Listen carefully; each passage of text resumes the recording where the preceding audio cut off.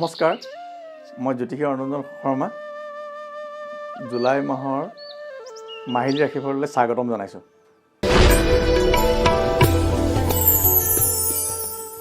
এইবাৰ আহিছোঁ মই তুলা ৰাশিৰ জাতক জাতিকাসকলৰ বিষয়ে ক'বলৈ। জুলাই মাহৰ তুলা ৰাশিৰ অধিপতি হ'ল শুক্ৰ, নক্ষত্ৰ হ'ল 3টা, 14, 15, 16। 14 নম্বৰটো হ'ল চিত্ৰা নক্ষত্ৰ, 15 নম্বৰটো হ'ল স্বাতী নক্ষত্ৰ, 16 নম্বৰটো হ'ল বিশাখা নক্ষত্ৰ।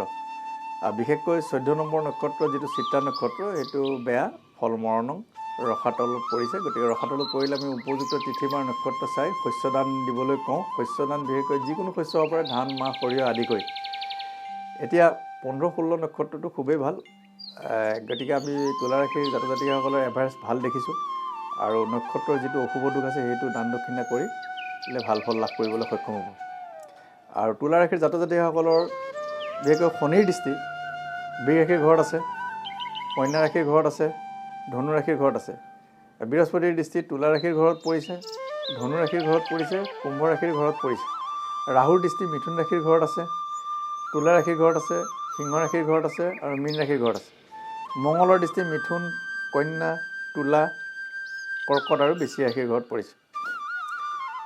এতিয়া আমি চাওঁ যদি তুলা ৰাশিৰ জাতক জাতিকাসকলৰ এই জুলাই মাহত চন্দ্ৰমঙলৰ এটা যোগ সৃষ্টি হৈছে। সেইটো ভাল ফল পায়।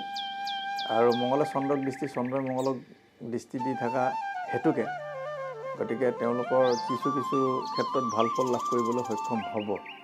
কিন্তু এটা দিশত চাবলৈ গ'লে সপ্তমত মঙলটো বৰ বিশেষ ভাল নহয়। কিন্তু যদি মঙল স্বক্ষেত্ৰে বহাৰ কাৰণে মঙলৰ কিছু অশুভ দোষ নোহোৱা হৈছে আৰু চন্দ্ৰৰ দৃষ্টি পৰাৰ কাৰণে মঙলৰ দোষটো নাইকিয়া বুলি আমি ক'ব পাৰোঁ।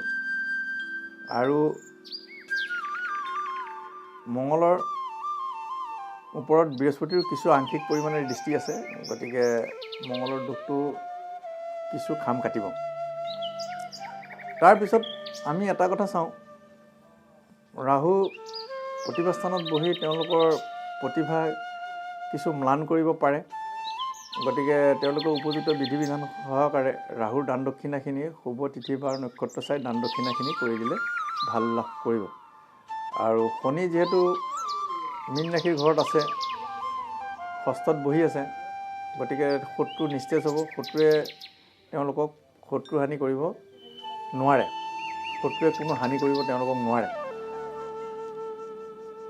আৰু আকস্মিকভাৱে কিছুমান কামৰ উদয় হ'ব আৰু তেওঁলোকে লাভ কৰিবলৈ সক্ষম হ'ব। আৰু তেওঁলোকৰ ভাগ্য পূবৰ ফালে উদয় হ'ব পাৰে, কিছু ভাগ্য। আৰু কৰ্ম প্ৰাপ্তিৰ যোগ আছে। যিহেতু বৃহস্পতি তুংগী হৈ আছে, এইবাৰ চাকৰিয়ালসকলে যদি যিকোনো চাকৰিয়ে হওক, প্ৰাইভেটেই হওক বা গভৰ্ণমেণ্টেই হওক বা অন্যান্য কিবাকিবি কৰ্মক্ষেত্ৰত যদি নিজকে নিয়োজিত কৰিবলৈ বিচাৰিছে, তেওঁলোকে কষ্ট কৰি কাম কৰিলে নিশ্চয় সুফল লাভ কৰিব আৰু চাকৰি পোৱাৰ যোগ আছে। বিশেষকৈ ৰবিও তেওঁলোকক এই ক্ষেত্ৰত কিছু সহায় কৰিব। আৰু তেওঁলোকৰ আৰ্থিক অৱস্থাটো ভাল বুলিয়ে ক'ব লাগিব। জুলাই মাহত টকা পইচা উপাৰ্জন হ'ব, কিছু পৰিমাণে তেওঁলোকৰ টকা পইচা খৰচো হৈ যাব। গতিকে তেওঁলোকে খৰচৰ পৰিমাণটো কমাই চলিব পাৰিলে ভাল। আৰু ব্যয় দেখা গৈছে, শুভ কাৰ্যত ব্যয় অধিক। আৰু স্বাস্থ্যৰ কিছু তেওঁলোকৰ ক্ষতি হ'ব পাৰে।